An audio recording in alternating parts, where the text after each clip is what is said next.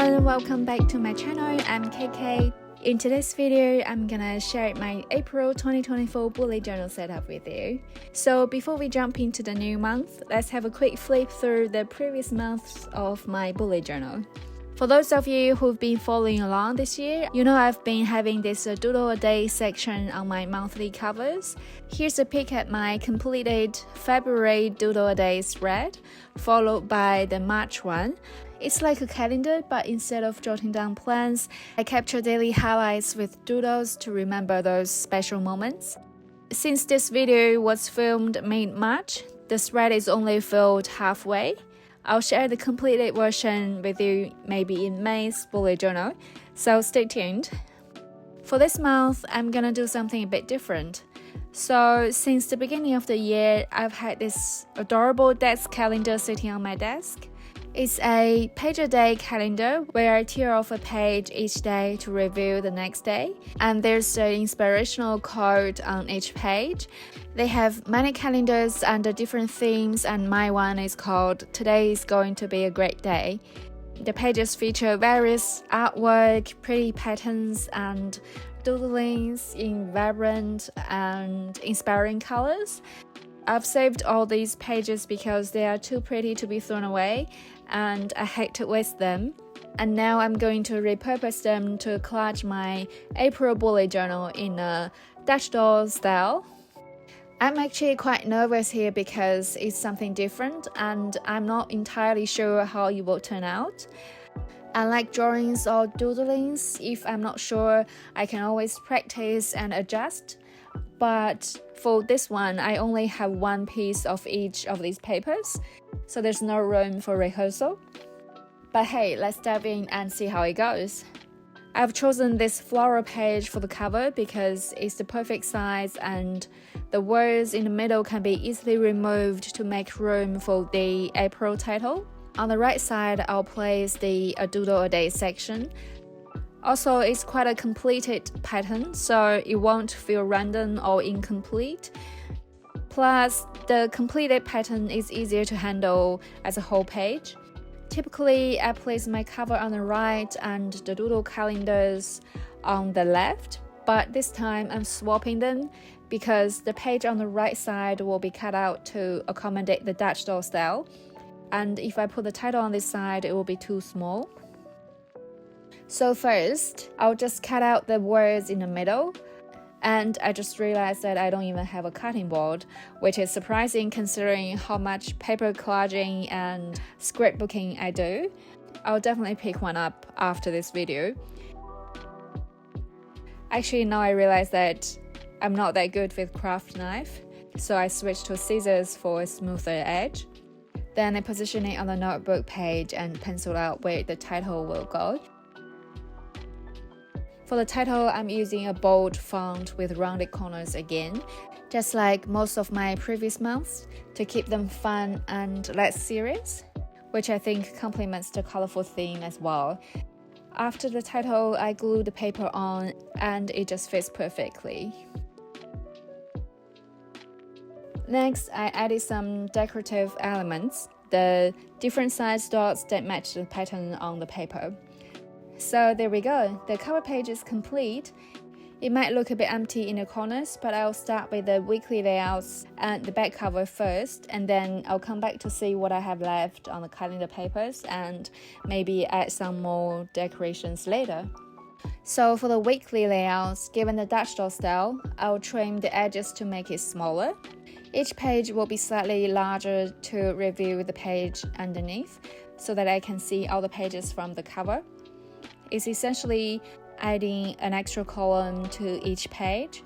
The first page will be the smallest, and thereafter, each page will be one grid larger.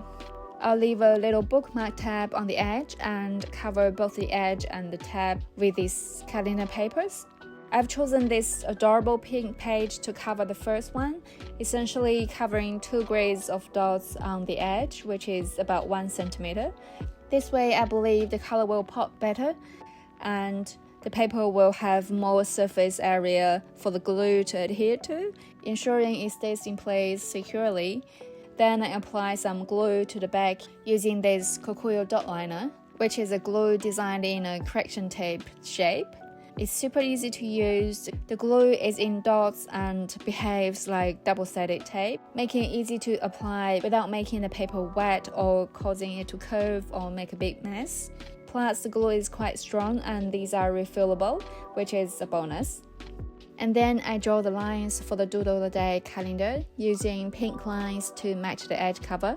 Although it's slightly smaller than my usual ones, it'll still work. I still have enough space to doodle. And now let's move on to my weekly layouts. For those of you who are new here, I also use a smaller weekly planner alongside my bullet journal.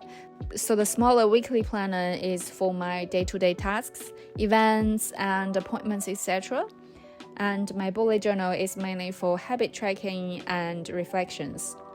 So my weekly layout will just be the simple 8 blocks, 7 blocks for the 7 days of the week and 1 block for the weekly review. My journaling routine typically starts in the morning. Before I start my day, I sit down at my desk and open up my bullet journal. First on the agenda is the habit tracker. I'll take off what I accomplished yesterday and also use it as a reminder of the good habits I need to maintain today. And following that, I turn to the monthly cover page where I jot down my doodles. Occasionally, I'll group the doodles together if I haven't had the chance to do them daily. Next, I turn to the weekly page and write down reflections about the previous day.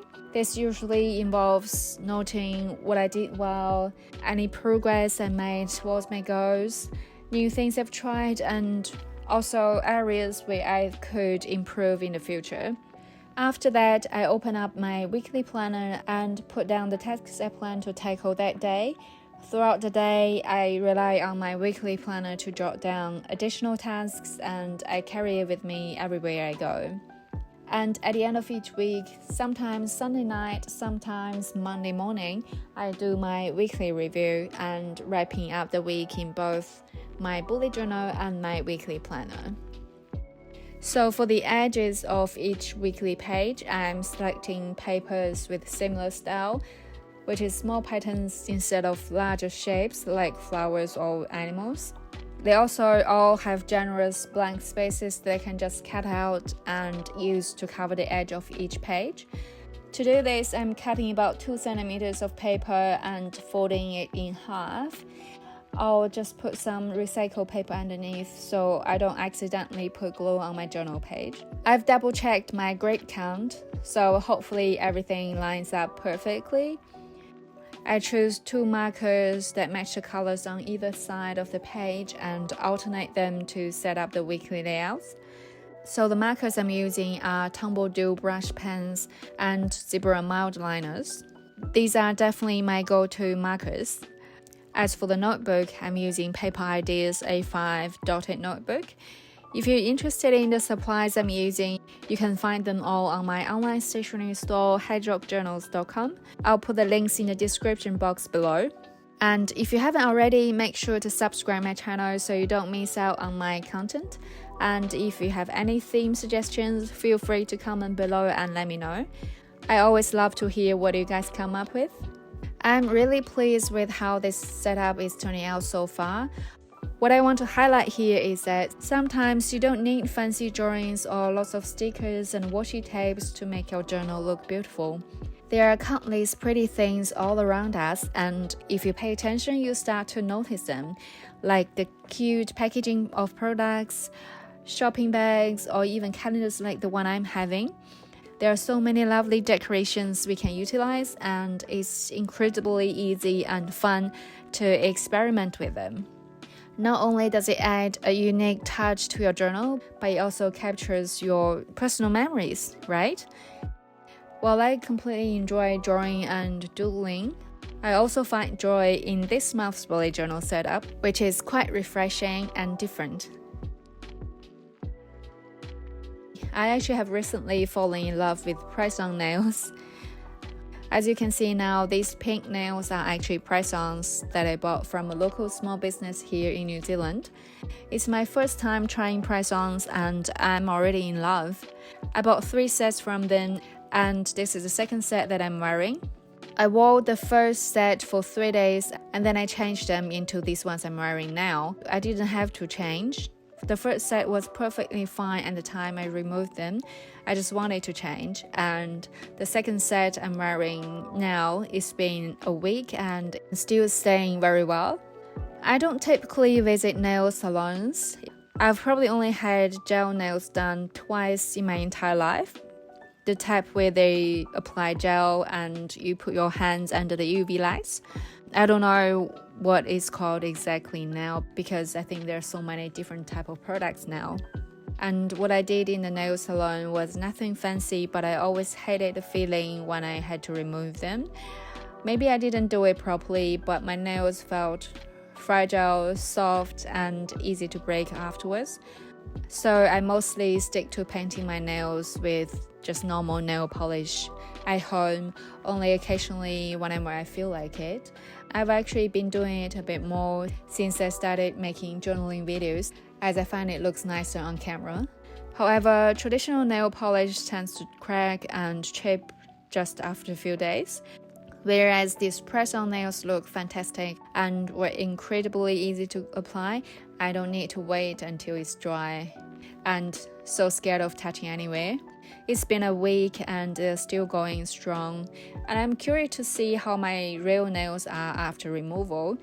With my first set, my nails were perfectly fine afterwards, but I'm eager to see how they hold up after 2 weeks now. Have you tried press-on nails before? If so, please share your experience in the comments below.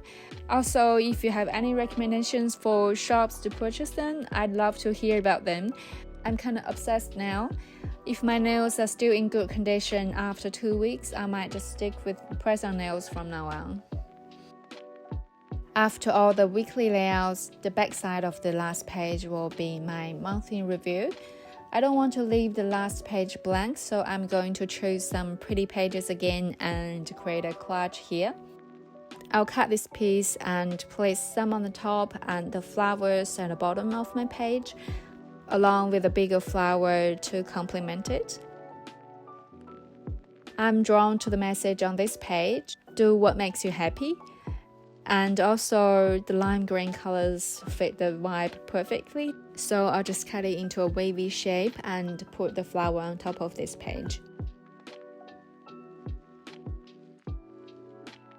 I also really like the hand with the heart here, so I'm going to cut it out and put it on my monthly review page, symbolizing a high five to myself. Loving it. And finally, I cut out a few little pieces to fill up the empty space in the cover page. And ta-da! April bullet journal setup is complete. Let's have a quick flip through together. And if you have any questions or theme suggestions, feel free to leave them in the comments below. I'd love to hear your feedbacks. So that's all for my April bullet journal setup. Thank you guys so much for watching as always, and I hope to see you again in the next video. Bye for now!